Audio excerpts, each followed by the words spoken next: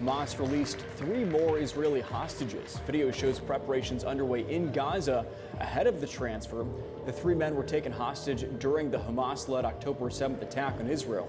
Officials say they will hand it over to the Red Cross within the past hour. Waiting out these last moments of what has been an incredibly long ordeal, nearly 500 days. For 498 days, I was held underground.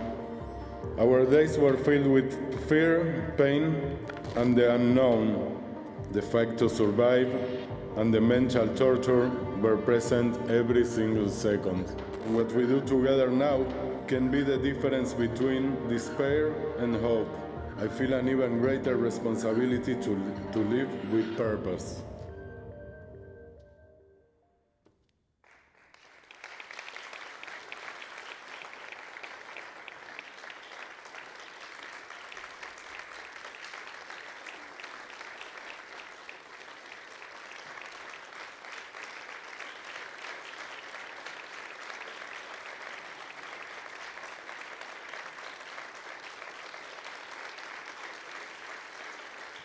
Thank you.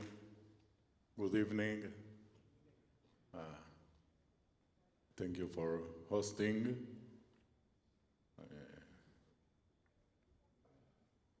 Yes, I never imagined that I will be here.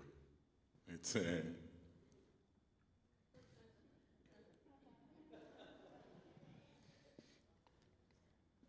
My name is Yair. I want to introduce myself a little bit. Maybe you saw me on TV and in the news, but you were talking about Israel a lot. You have Galilee Sea, all the biblical places, and we are the real people who lives there. We are not posters. We are there. So I live in Israel for the past 10 years, something like that. I actually born in Israel, but raised in Argentina. So that's the accent that you're hearing right now. This is my best English for this hour, so I will try. So I'm actually got my Jewish education in Argentina. 10 years ago, I moved again to Israel, and I live down the south in the Gaza Strip envelope in a little community called Niroz. Back there, I used to work at the dining room and at the kitchen. We have a common dining room for all the community. That's what a kibbutz means. We doing things together as a community. I also worked with the young people in the kibbutz. I was counselor. The last few years I worked in house renovation in my kibbutz. And I also part of the team organization, team events and holidays organizations. That's a little bit about me. Like I told, we are a small community in the Gaza Strip envelope, and that 7th of October 2023, it began for me like I gotta say a regular morning. We heard the red alert. Red alert is the alarm that we hear when they shooting rockets on our community. And we had that red alert. We actually have 7 seconds to run to a safe place, to a shelter. 7 seconds. And I challenge you, after this to try to do something or anything in 7 seconds, even tie your shoelaces. This is the time that we have to get a safe place from rockets. And the second thing that was normal for me, that my little brother Eitan was visiting me. And actually my family lives in the center of Israel, a city called Kfar Saba. And Eitan, my little brother, every holiday came and visited me at the kibbutz, at Niroz. All the community there knows him. He's part even of the community. So, rockets alarm, Eitan, regular morning for me, but not for Eitan, because it was actually in 10 years that Eitan coming to visit me, it was actually the first time that he heard a red alert, a red alarm. And even my mother, she didn't know what's gonna happen after that. She sent me a text, at least this time you're not alone. Nobody could imagine what happened next. What happened next was that Hamas terrorists invade my kibbutz, invade Israel, and they murder, they rape, they burn houses, they burn people alive in the houses, friends of mine.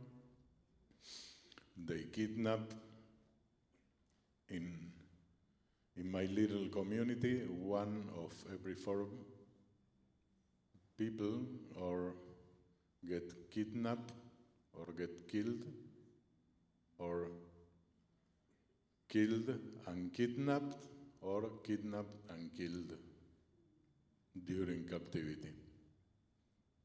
1 of every 4. So we were with my brother Eitan at the safe room, and we get, after my mother's message, we get a message from the kibbutz that says Hamas terrorists are inside the kibbutz wearing IDF uniforms, Israel Defense Force uniforms, and minutes after that, I start to hear shootings and shouts in Arabic, and I understood that it's not any morning. And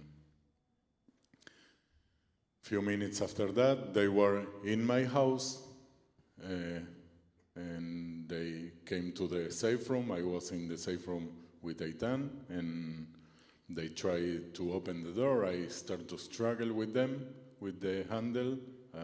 The safe room is built actually for rockets, so not for terrorists or people on foot. So I have no even how to lock the door. So I struggle with them, and they shoot at the door.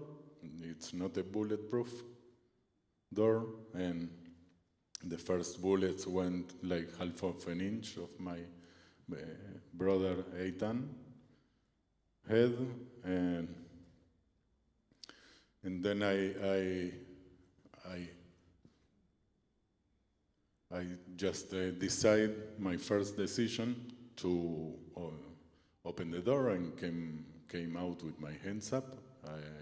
I tried to give my little brother Eitan a minute maybe to do something, to hide or to run away through the window, and I thought that if they shooting with machine guns, with Kalashnikovs, after that they can easily come with a bazooka, a cornet or RPG, or throw hand grenades, and which they actually did, not in my house, but in other houses, and I came out with my hands up. It was also a gamble. Okay, I have nothing to lose. At least maybe I can save my brother Eitan. They didn't shoot me, and I opened the door and I inflate myself. I did my peacock move. I tried to hide Eitan behind me. If you saw the pictures of Eitan, he's my little brother, but he's not that little, actually. It's like a Yair and a half. And he can wrestle WWF or maybe against El Santo. But in my head, in my big brother's head, I thought that I can actually hide him behind me. And so 4 terrorists pointed at me their Kalashnikovs. Take me to a motorcycle. In that motorcycle, one Hamas terrorist in the front and another behind. They start to drive. In 4 minutes, we were in the Gaza Strip. That's the distance between my community and the Gaza Strip. 4 minutes in motorcycle. And the moment that I get through the fence, I know that I'm a dead man. And every half a mile or a mile, they stop the motorcycle, they shout, Yahud, Yahud, a Jew, like I have a Jew. A bunch of people came and punched me, and punched me. They drive again, they stop, they shout, Yahud, Yahud, a Jew. People came and punched me. 3, 4, 5 stops like this. Then they take me to a house, in that house to the tunnels, when I spend the rest of my captivity, which is 498 days. I spend 498 days down the tunnels without seeing the sunlight, without fresh air to breathe, and without even, I love music. It was, one day, it was, wow. I really love music, and for almost 500 days, I didn't hear no music, no children, no even birds, no nothing. Just Hamas terrorist military songs. We had a little bit water to drink, something like this, a regular day, and the good days, 2 of these, and the bad days, half a bottle, and it was actually most of the time salty water, and you know what happened when you drink salty water, you get thirstiest. They give us food just to keep us alive, because for them I wasn't a human being or a person. I was just an animal, a bargain chip, and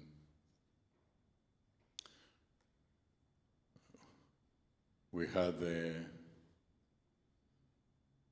sometimes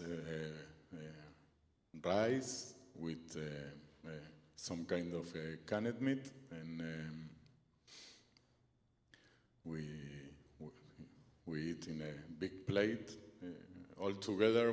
I was in a group of 5 people down there most of the time, and the bad days we have just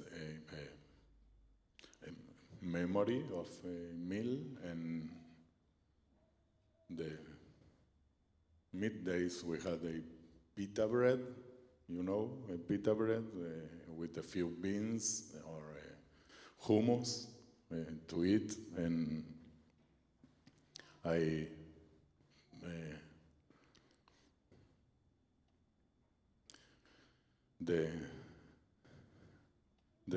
the big problem when you are not eating, it's okay, you have no energy, and that's clear for everybody, but the big problem is that you also don't think clear when you are hungry, when you are out of energy. And in order to survive, you need to think, you need to be in focus, and it's quite impossible when you are hungry and every single spoon of food, it's maybe the difference for that day.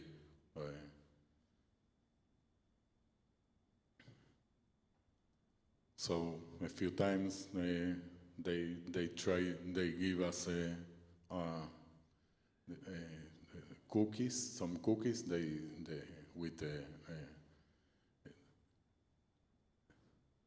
They were cookies from the humanitarian aid.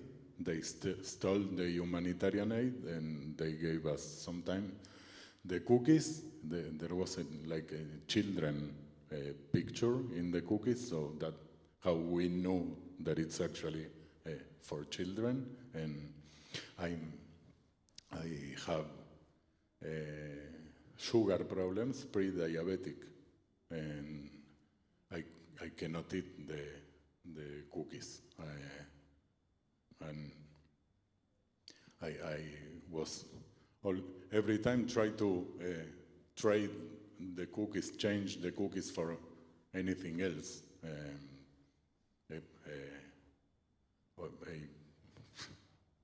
Could be anything, okay? But I always tell a cucumber, because cucumber, it's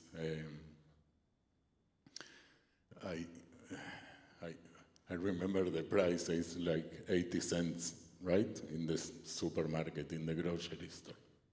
And I needed to juggle like a clown in order to get a cucumber. And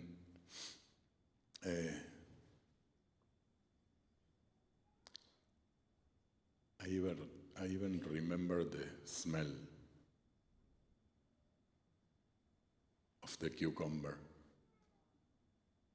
And for me to get one cucumber, it was like, wow.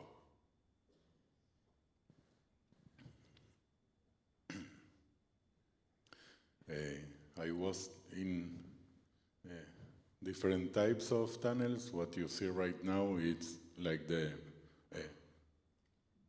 5 stars tunnel. We have, actually, you see the grass, the synthetic grass. Yeah, they put that a few days before Sinwar came to the tunnels. Sinwar was the head of the Hamas terrorists. So a few days before he came, they start to put synthetic grass, and you see also ventilators, fans right there. It wasn't for us, it was for them. That tunnels were real organized tunnels with kitchens and bathrooms.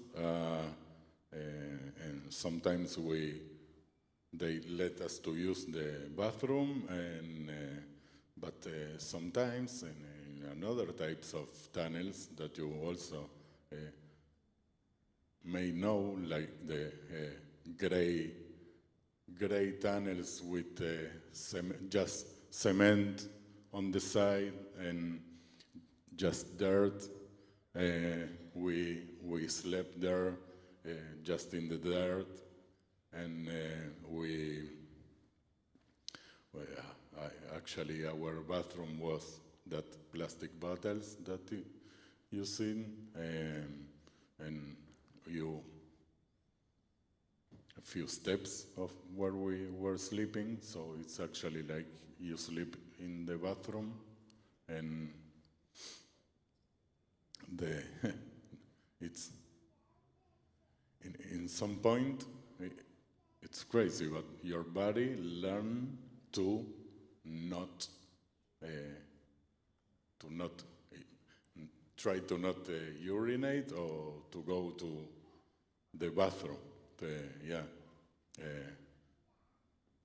because it's too much energy, because it's a walk and a few steps, but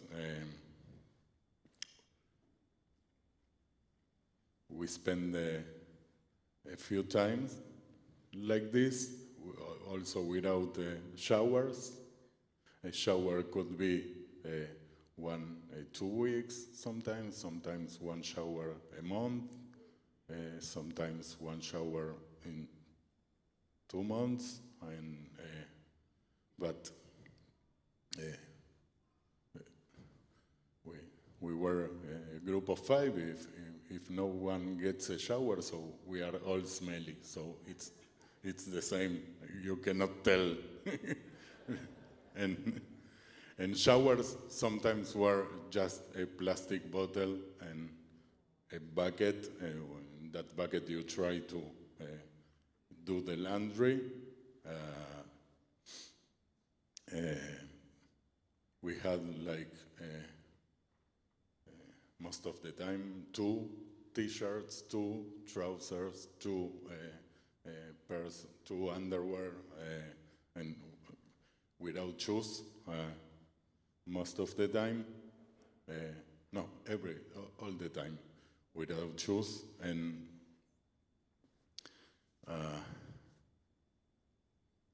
that's why I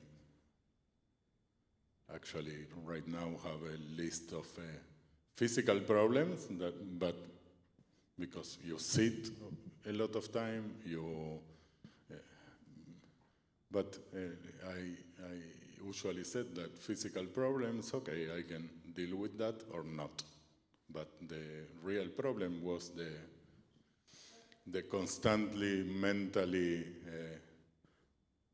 torture, constantly mental torture. I will kill your brother, I will kill Yair, nobody cares about you, your family don't care about you, your country no cares about you, and you know, every day it's like a little drop in your head. And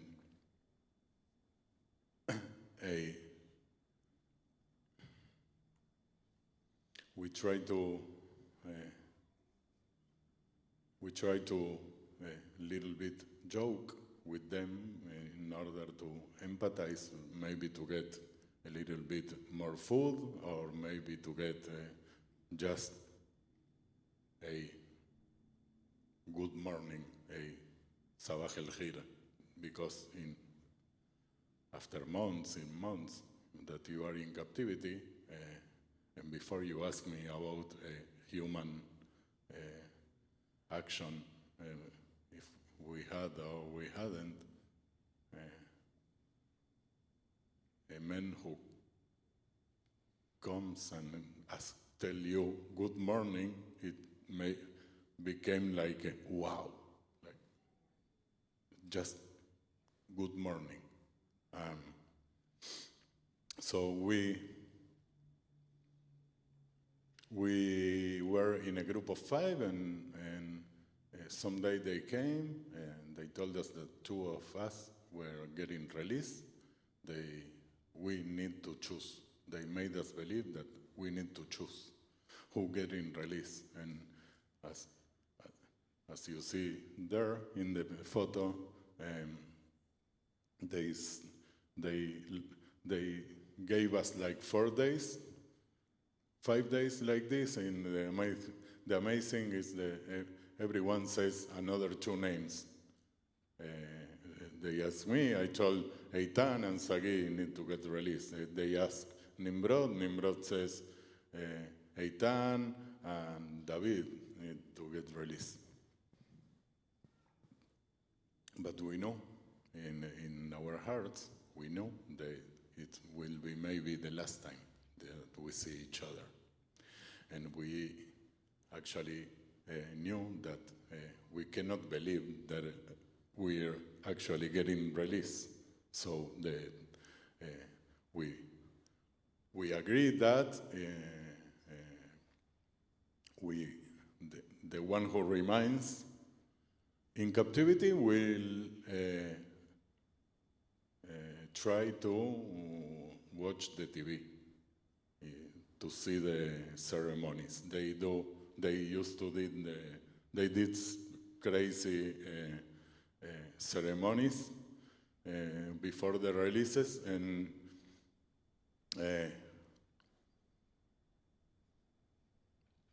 in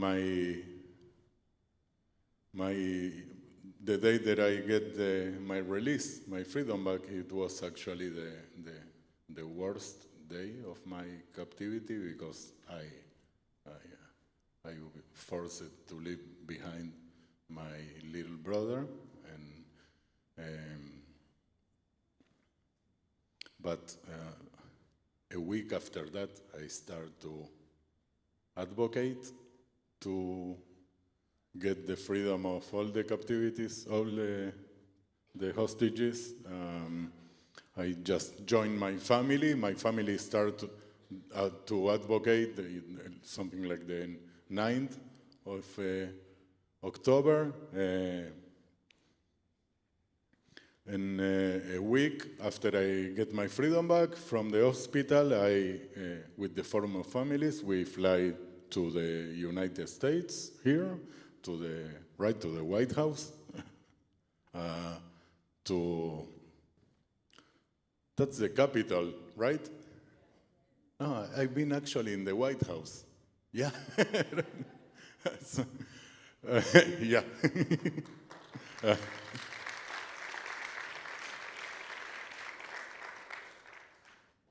Like I said, because we believe in the power of advocating, we believe in the power of a word, but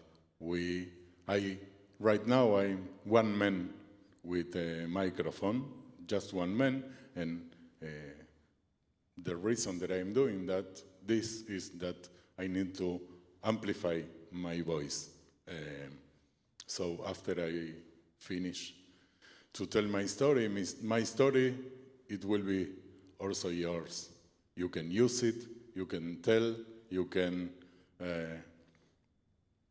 tell your friends, your family, or your not so friends. I met Yair, he was in hostage, he was in captivity, and it's my little gift to you, in order to you. After that, you can go and join in our group effort, like this, the little pin, okay? It's maybe little, but it means a lot. So,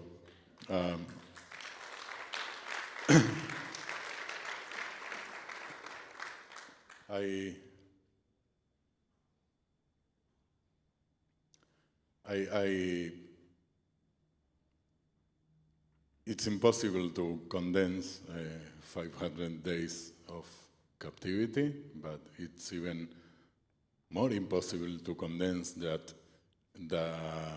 those 738 days of my brother's captivity. I get released in the last February, almost a year ago, and my brother Eitan get released in October. There were the last 20 live hostages, and a few days ago they released, actually the IDF find the remains of the last hostage, Ran Gvili, and so it seems to be like this chapter of our story is over, but we enter into a chapter of like we do, the Jewish people know to do, never again. And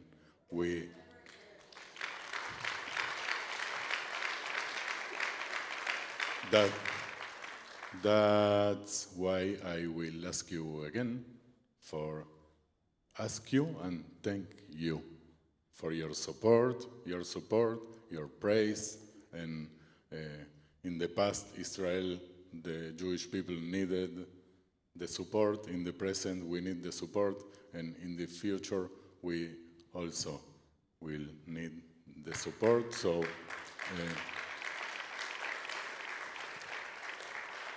that's all. Thank you for having me. Thank you for listening, and now you can applaud me really, really hard.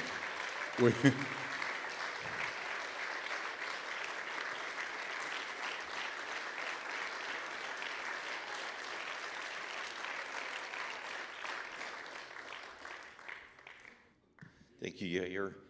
Good evening. My name is Randy Neal, and I'm the National Director of Engagement for CUFI. I'm the senior staffer. So Pastor Hagee brought me on in 2006, and we've been just running to keep up with things. I do want to just kind of inject a couple of housekeeping points. First, you know, on the heels of what Yair just said, but first, I just so no one's distracted. So we just brought a non-observant, non-Christian Jewish man into a Christian church, and a lot of people are like, and so if we ask him, and some of you are going to have questions about what role did faith or praying or leaning in on God, played in his journey and his day to day, and just to get out of the way, he identifies as secular. We've been in the same car together for a month, traveling from DC to, we'll end up in Sacramento. And so for 33 days in 23 cities and 14 states for 43 events, we're traveling together. And I keep telling him, man, that is the hand of God that has delivered you, and he's using you. And he goes, it's luck. And I'm going, no, it's not luck. And so, he teases him that I love him even though he's wrong about that. But just for good order, CUFI, we lock arms and we work with, people in the Israeli government. We work with rabbis across the country. We're an evangelical Christian organization. It may look like, but we're not an ecumenical or interfaith organization. We don't make a secret about it. Don't make an apology for it. I believe Jesus Christ is the Messiah, and we don't check that at the door, and we don't water it down. What distinguishes our organization from several great Christian organizations that do fabulous things working with Israel is that we don't demand that our Jewish friends agree with us theologically before we're going to commit to stand with them unwaveringly. And so, Yair knows that he and I don't agree on that. I believe one of his guys from Nazareth, was the Messiah, and that's okay. I'm not going anywhere. We're gonna lock arms, and we're gonna stand together. And I hope that they see the attributes of Christ reflected in me when I don't know they're watching. But in the meantime, we're gonna do everything that we can do to be a bulwark against anti-Semitism, and to mobilize Christians to be effective, articulate advocates. Right now, we're in a season where there are people that enjoy amazing traction and popularity and followers that claim that they believe the Bible, but they apparently don't read the Bible. They make statements that God didn't make a promise to a nation. He made a promise to a single man, that Christian Zionism is a brain virus. Statements like that. Christian Zionism by itself, most people can't really define it off the cuff, but Zionism simply means that you believe that the Jewish people are entitled to live in self-determination in their ancient ancestral homeland. That's all that Zionism means. when you put Christian in front of that definition, it means that we believe that because we see that in the Bible. We see the promises of God. And if you track what's happening in the archaeological excavations, like Pastor Nathan and Pastor Esteban just saw not very long ago, there's absolutely indisputable evidence that the Jewish people have been there with a steady presence for over 3,500 years. And so archaeological excavations are simply substantiating the Word of God. And our youth, our next generation, they're being subjected to things of deception that's enhanced by AI, it's a whack-a-mole, and people feel helpless. They don't know what they can do. They don't invest the time to educate and keep themselves informed so that they can challenge and debate and lovingly or assertively confront these untruths. And I just want to tell you, the first thing you want to do when you stand with Israel, pray, and then stay informed and use CUFI, the card that Pastor Reginald just showed you. This is to become a member of our rapid response team. When you fill this out, it simply means I promise that if I get an email from CUFI, I'm going to take 3 minutes. I may not be able to go to DC. I may not be able to go to my senator's district office, but I can take 3 minutes to make a phone call or to send an email and let them know that I'm a Christian constituent and I want the U.S. to support this, or I want my senator to oppose that. That's all that it means. And it's important to remember that when you're defending Israel here in the United States, sometimes it's dangerous, sometimes it's hostile, but the overwhelming majority of the time when you're defending Israel in the U.S., you are on the front lines combating deception. And if you're combating lies, then truth is our weapon and facts are our ammunition. And we want to be the arsenal that you get loaded up with. So we're going to shift to Q&A. We are receiving an offering, and I'll let the pastor explain how that'll be gathered. Make your gifts payable to CUFI, and they'll go in their entirety to fund high school and college students to attend our Washington, D.C. summit. It's not covering our rental car, it's not covering our hotel room. It'll go 100% to bring students from this area to our Washington, D.C. summit. Costs us about $1,500 a student, and if we raise $5 tonight, we'll make up the difference to bring students to go to D.C. so they'll be equipped and able to engage the political process in our elected officials. So if you've got a gift, if you want to fill out the card, but more, or as importantly, if you've got questions for Yair, then fill those cards out and the ushers will grab them, and then we'll go ahead and field those. So, Pastor, do you have any question? You want to start off with a question for Yair?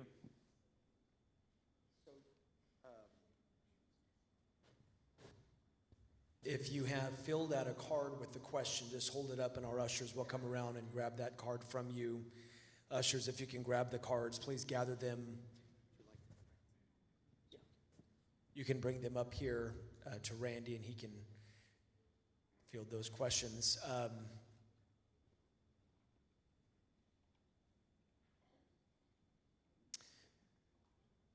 Having been literally to the site of the attack in 2023 and feeling the gravity and the weight of what transpired there,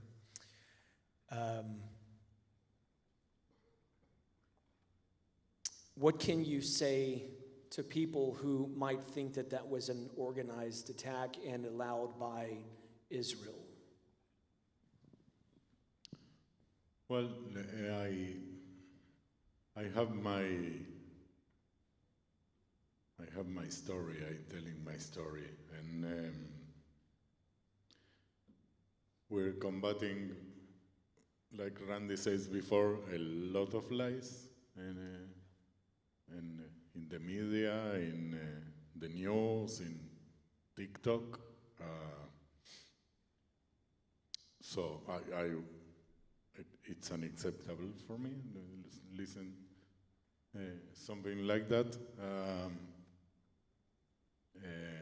So we have a sentence in Hebrew which says Am Israel Arevim Ze Laze, which is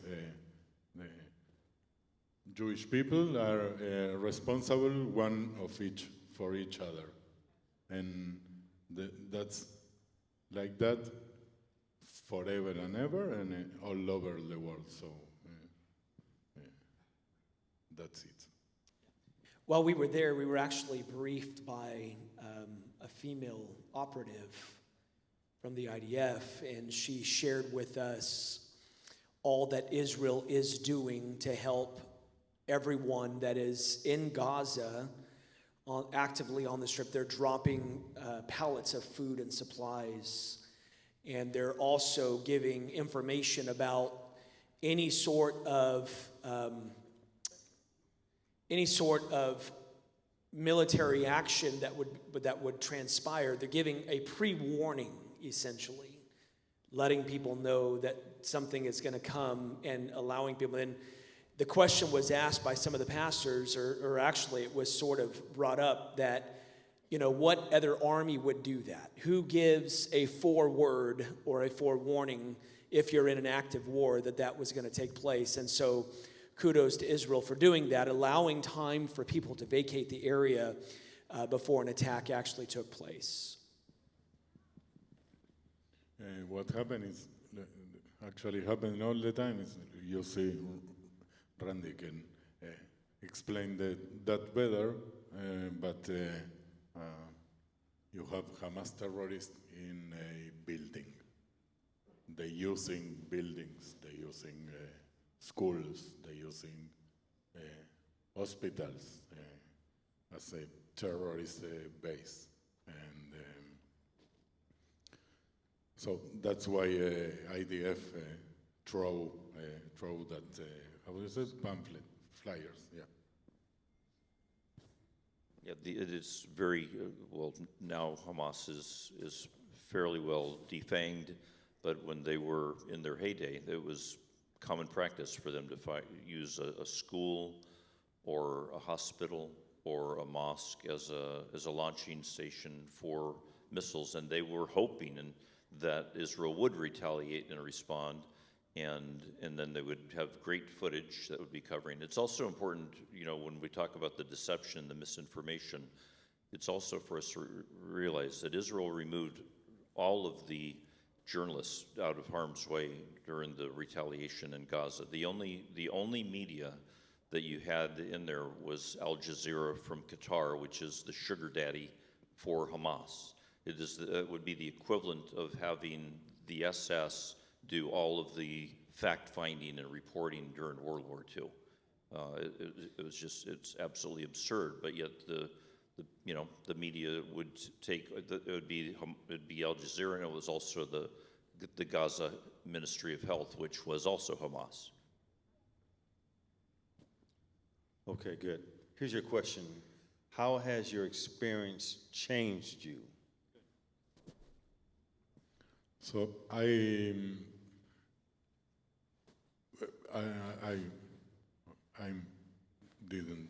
that experience didn't change me. I'm the same man, I'm the same Yair, the same education, the same principles, the same basics, the same everything. That the big change is that now you know who I am, but it's my ideology right here. That's why I'm doing what I'm doing. I didn't change me as half an inch.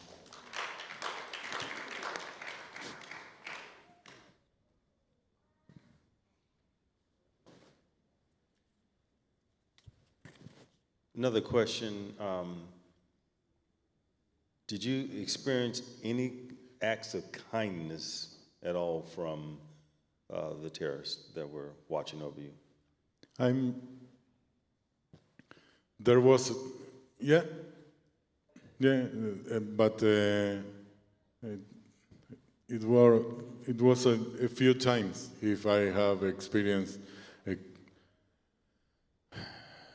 I don't know, 3, 4, 5 times, 10 times in 500 days, I don't consider that like enough for nothing. So maybe one time I get a cucumber, another 2 times I get an extra date to eat, and it doesn't change the experience for 500 days.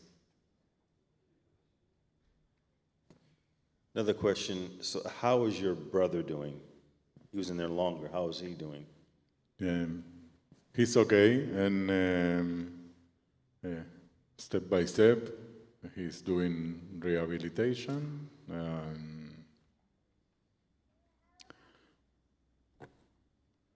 We're trying to. He's okay, but the reality is that we need to rebuild our lives, and it's a long process. But at least we are together right now, the 3 brothers, so we have each other, and I think it will be okay.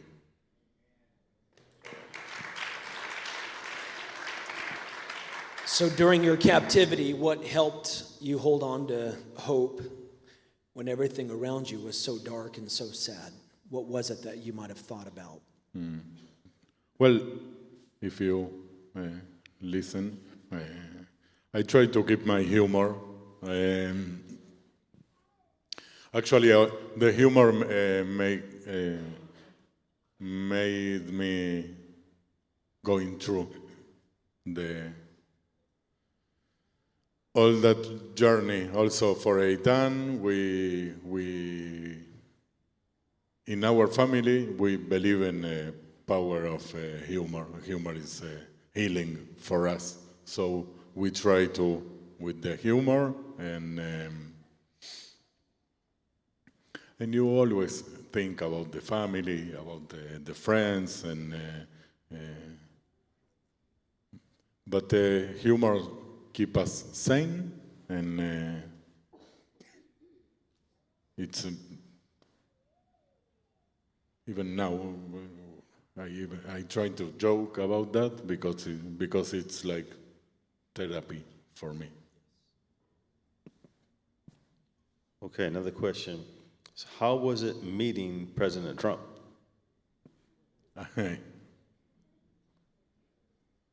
Well, I met him a few times, so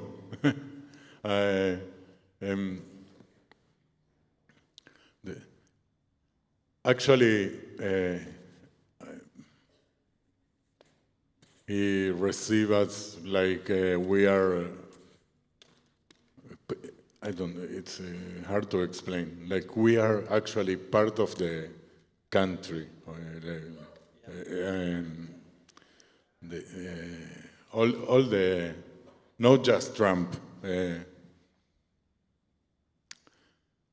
all the people, all the Rubio, Vance, everyone, we were super well received, and I thankful. Because of him, I'm sitting right now here today, and also my brother, and that's another reason for me for touring around the USA. And I want a green card. How did your experience in captivity influence you spiritually? I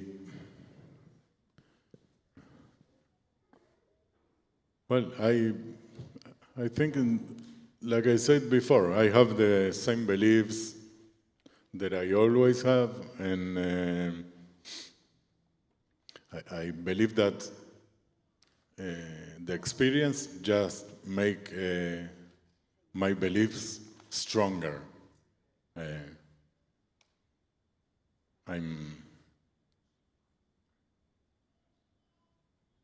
It's just that, stronger. All right. Do you live in Israel now? And if so, are you still close to Gaza? Yes, I live in Israel. We actually the government moved all my community. We are in a city, in another city, because our kibbutz was destroyed, and we just start to rebuild a month ago, something like that. So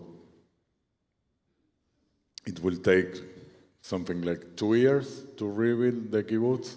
So right now we are together, but in a city.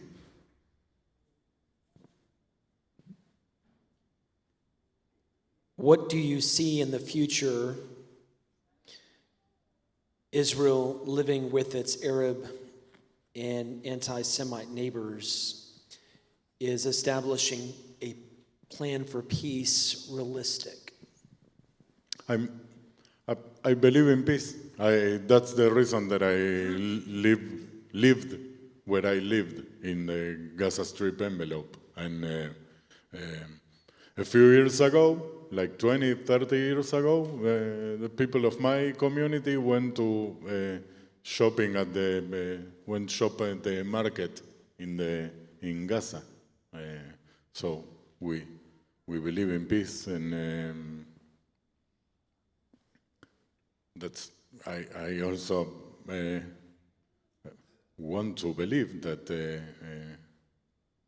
with a little bit, with a change or revert of an education process, we can maybe in a few years get something good. I just good neighborhood, even something basic. But I believe in education as a process of change. What was your first meal that you had, and how good was it? Good question.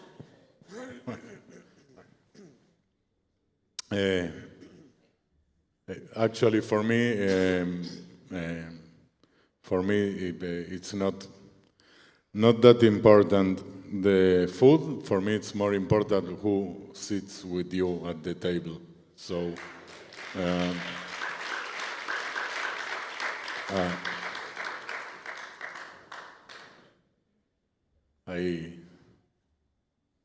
didn't want nothing special when I get released. I just was that man in the hospital keep on asking, Yair, what do you want to eat? Yair, what do you want to eat?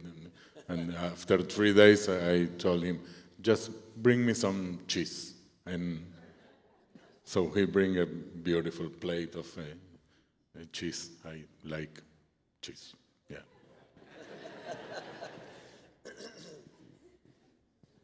He likes Five Guys, by the way, over In-N-Out. With extra cheese. So when we were in Israel and we had the opportunity to hear him for the first time, and that experience was just an amazing experience, you had mentioned losing a great amount of weight. And I would imagine that would be so, living with the diet that you were on. Why don't you talk about what that felt like? You know, did you feel like you were going to starve at some point? And then how much weight did you actually lose? I lost something like 70 pounds during my captivity. I've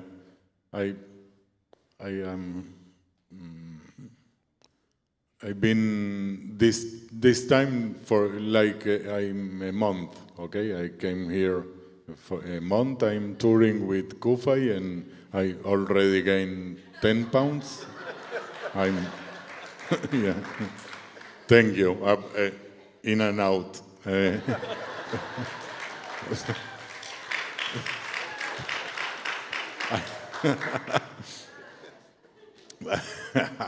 He teases that he survived Hamas, but American food's going to kill him. Double deep fried. You fried the oil. It's yeah. Wow.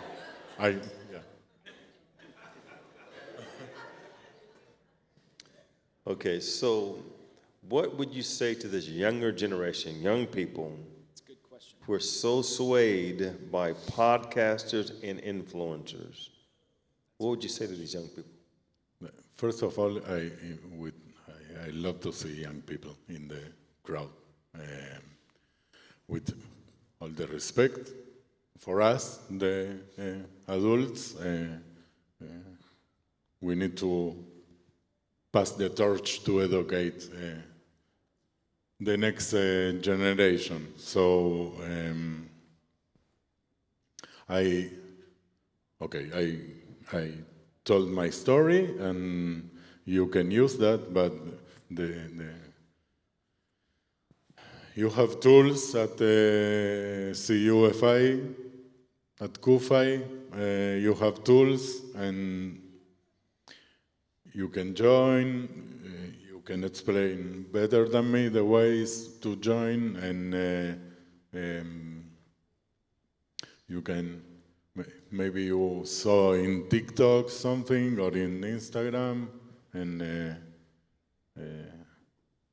you need, like Randy said before, you need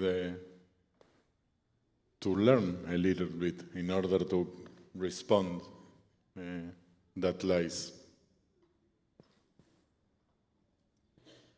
What are your thoughts, and I think this goes hand in hand with that last question, what are your thoughts about people here in the U.S. protesting, saying to free Palestine and to stop the U.S. from supporting Israel? What are your thoughts on that? Okay, so I'm not trying here to change every people's mind. Okay, I know I know that every coin has two sides, and I'm telling my side, my truth, my story, and after that, whoever who listen that, he can choose. He can choose if he need to choose. I am a Zionist. That's why I live in Israel, and I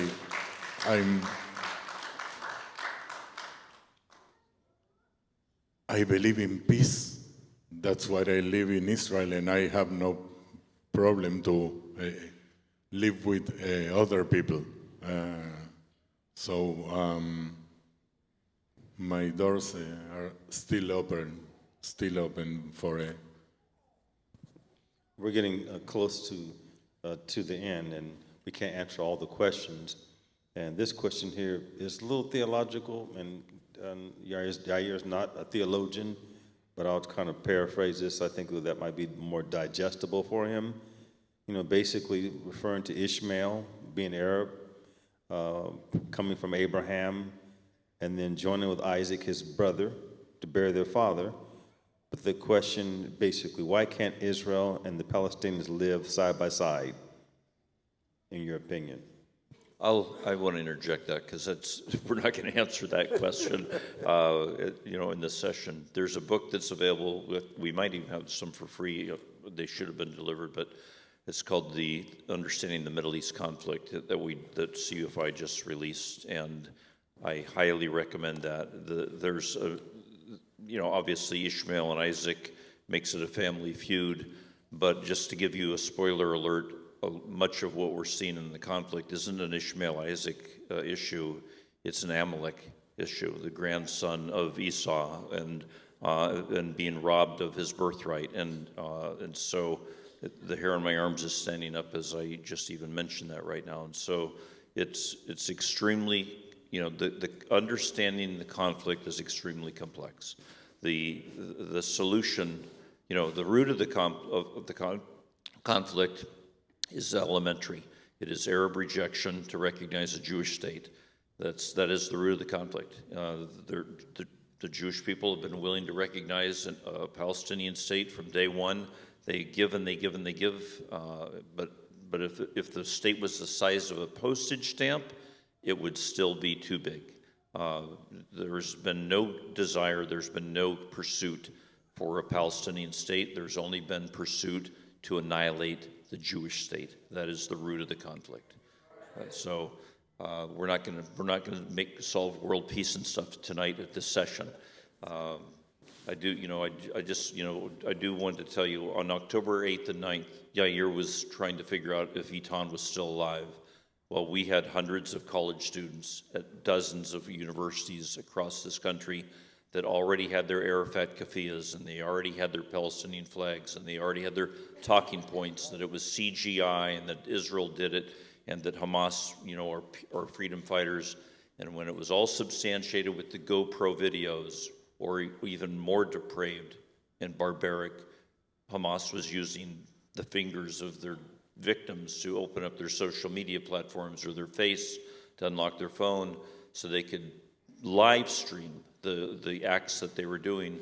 And when it was absolutely true and beyond argument, then all those students, they just changed their talking point. It wasn't that Hamas didn't do it. It then was by any means necessary, beheading babies, burning people alive, by any means necessary. And that is the root of the world's oldest hatred. That's pure evil. And it goes back to Pharaoh, Haman, Amalek, Hitler, Hamas, Hezbollah. It's the same hate, just repackaged. Right. I think you want to close this up, or we're at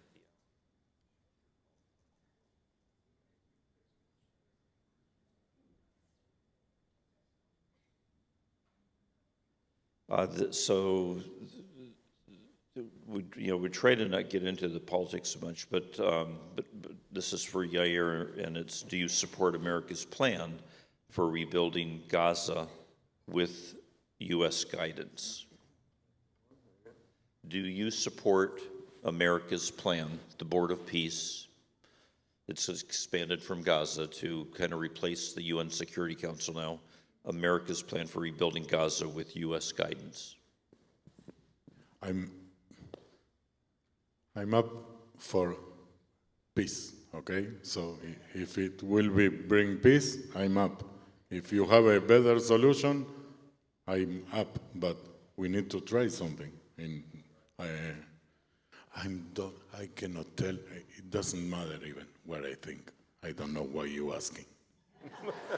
No, for real. But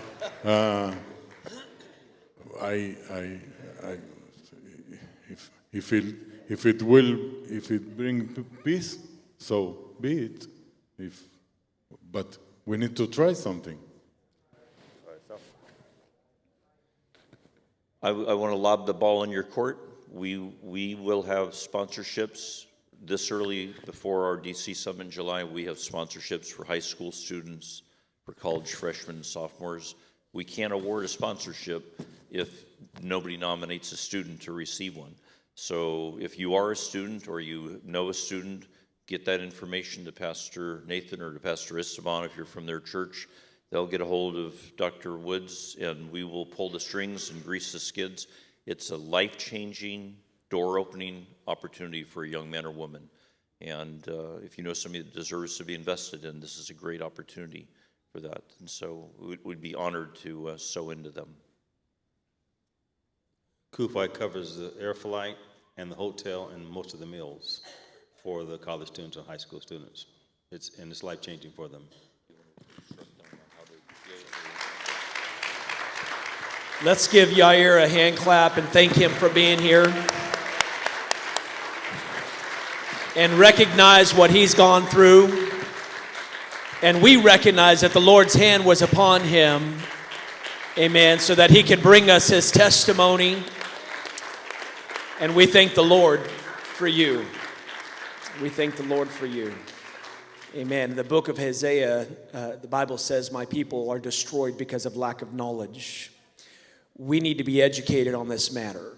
We need to know the truth. And like all of these men up here stated, we have to have facts when we're talking to individuals and dealing with people.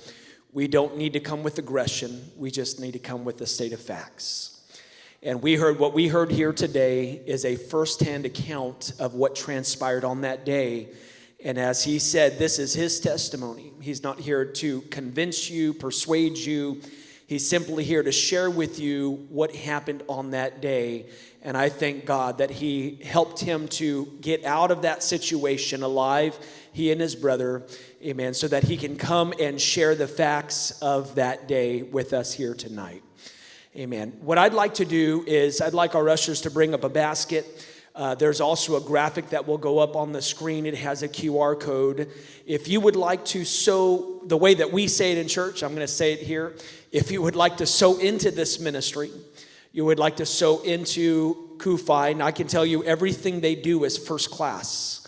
It's done right. And so if you would like to sow into this, you can do so by coming up here and placing a monetary offering in the basket. There's actually a different QR code. That's our local church QR code. There was a QR code graphic emailed to the back, so we can put that up. I also think on their handout, isn't there a QR code on the handout potentially? On some of the handouts, you can look for that QR code, but otherwise we'll have the other QR code up here behind us. And I think that pretty much wraps this up. Is there anything else you'd like to? Just turn their cards, and if they want to get a pic with Yair, we'll pick up. So there are cards that were handed out. You can put your information on that. That makes you a first responder. As Randy explained to you, you can fill that out. And also, if you'd like to hang out, you can come and get a picture over here with Yair. Amen. And then also, they are offering papa tacos right outside the door. If you're hungry and you would like to munch on something and have a little fellowship with each other, feel free to do that. God bless you. Thank you for coming out tonight. And let's continue to support Israel.